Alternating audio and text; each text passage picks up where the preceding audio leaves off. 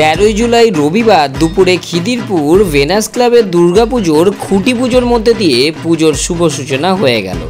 এই দিন রবিবার দুপুরে রীতিনীতি মেনে পূজা পাঠের মধ্যে দিয়ে খুঁটি পুজো সম্পন্ন হলো। উপস্থিত ছিলেন ক্লাবের সকল সদস্যবৃন্দরা, মহিলা থেকে শিশু সকলেই মেতে উঠেছিলেন উৎসবের আনন্দে।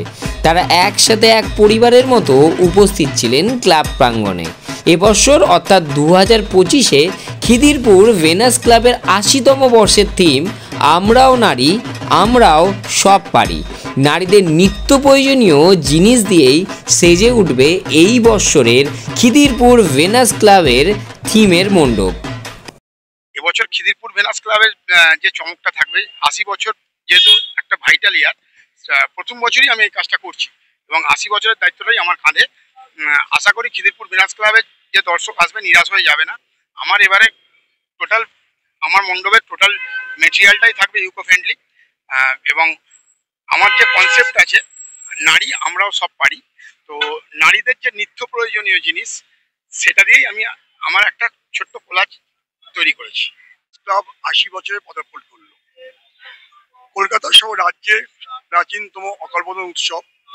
এই পুজোটা পশ্চিমবঙ্গে সবচেয়ে প্রাচীনতম। আমরা চাই বিশ্বের কলকাতা বিশ্বের দরবারে শারদ উৎসবকে যেভাবে দেখানো হচ্ছে, আমরা চাই অকালবোধনকে ঠিক সেইভাবে দেখানো হোক।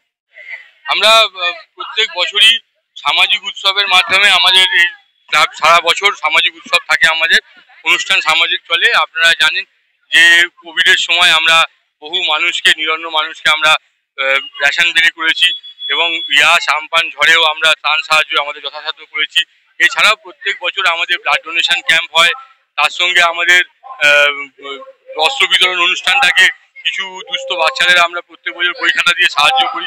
এই সামাজিক অনুষ্ঠান আমাদের সারা বছরই চলে এবং আরও কোনো মানুষের যদি বিয়ে থাকার পারিবারিক সমস্যা থাকে, আর্থিক সমস্যা, তাদেরকেও আমরা বিভিন্নভাবে সাহায্য করে থাকি।